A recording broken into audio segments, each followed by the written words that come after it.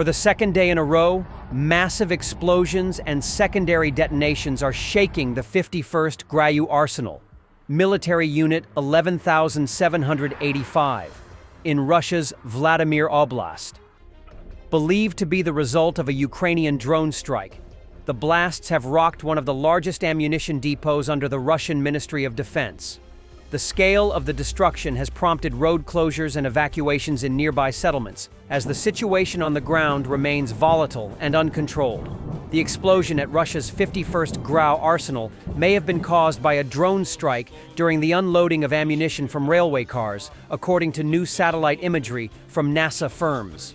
Following the large-scale detonation at around 4 p.m., fires continued to burn at the site, with secondary explosions reported throughout the area.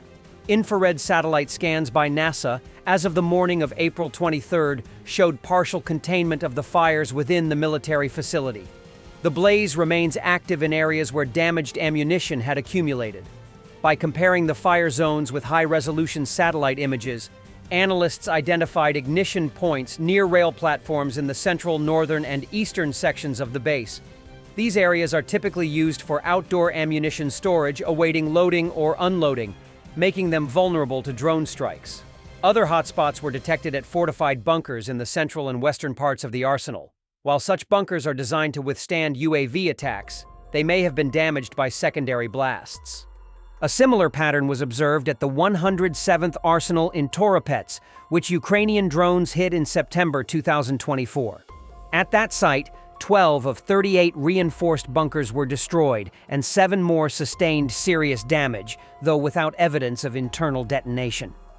The remaining 19 bunkers in the facility remote section appeared intact. The local authorities have since cordoned off the area around the 51st Arsenal and evacuated 495 residents from 3 nearby villages within a 3-kilometer radius.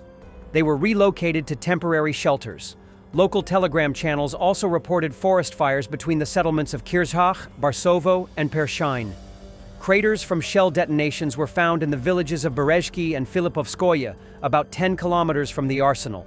Some fragments damaged buildings and caused civilian injuries. The number of injured has not changed since yesterday. 4 people, 3 of whom were hospitalized. No life threat, Regional Governor Alexander Avdiv claimed. Battalion of Unmanned Systems, Signum, of the 53rd Mechanized Brigade, torched a Russian mine plow along with the tank it was trying to evacuate to safety. Both Russia and Ukraine are actively using mine plows to breach heavily mined front lines. These devices, mounted on tanks or armored vehicles, clear paths through minefields by physically pushing or detonating mines ahead of advancing troops. Russia often equips T-72 and T-90 tanks with mine plows during assault operations, especially around Avdiivka and southern fronts. Ukraine, in turn, uses Western-supplied vehicles like the Leopard 2R or locally modified tanks to support infantry advances. Mine plows are crucial tools in the trench-heavy, mine-saturated battlefields of this war. A warehouse in St. Petersburg also suddenly caught fire, covering 500 square meters. Local residents are filming a large column of smoke from various locations. In recent months, a series of fires have erupted across Russia, many attributed to Ukrainian drone strikes targeting critical infrastructure.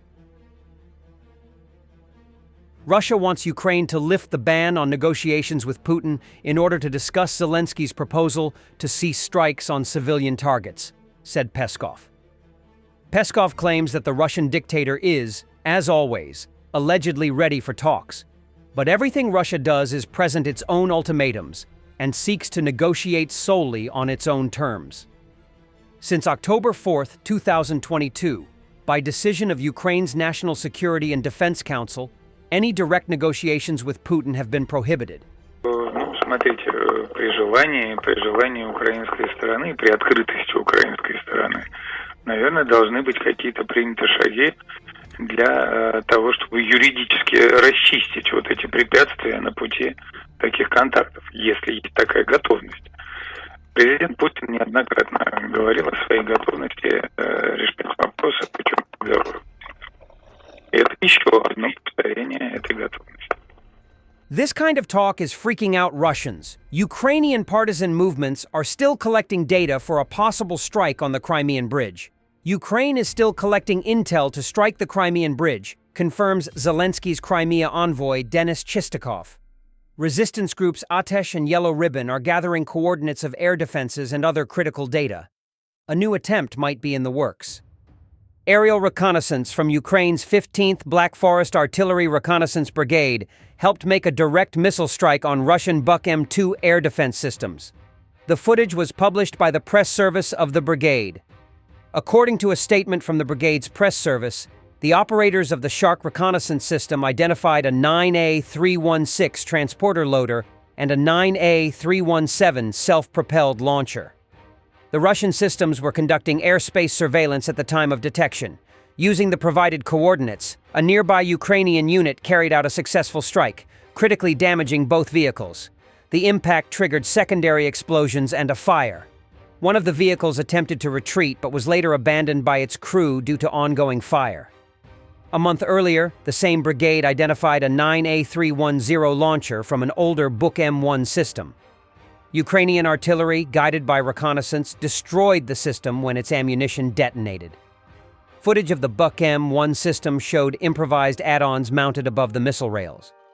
These structures were likely intended to offer limited protection from drone attacks. Such modifications have become increasingly common amid the growing use of unmanned aerial systems by Ukrainian forces. The number of high-precision strikes on Russian surface-to-air missile systems, including various Buk models, has declined in recent months.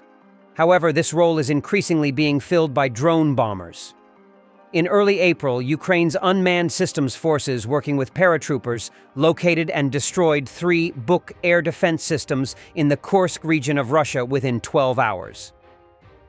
The American defense company General Dynamics Ordnance and Tactical Systems, together with the U.S. Army, has opened a new facility for the production of 155mm artillery ammunition.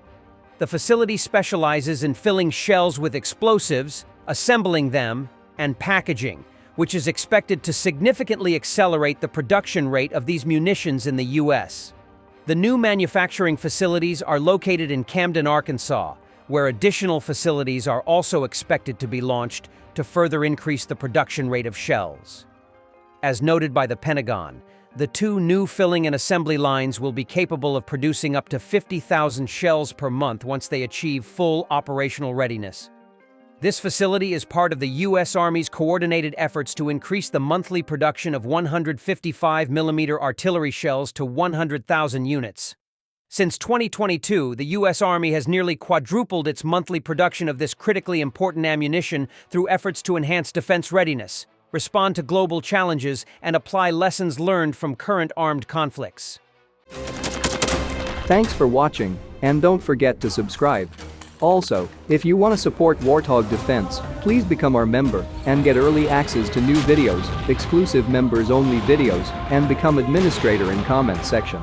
The membership link is in the description. Rescues every day. We had a guy last week at 6 rescues in 6 days. You know, he's doing the job every day.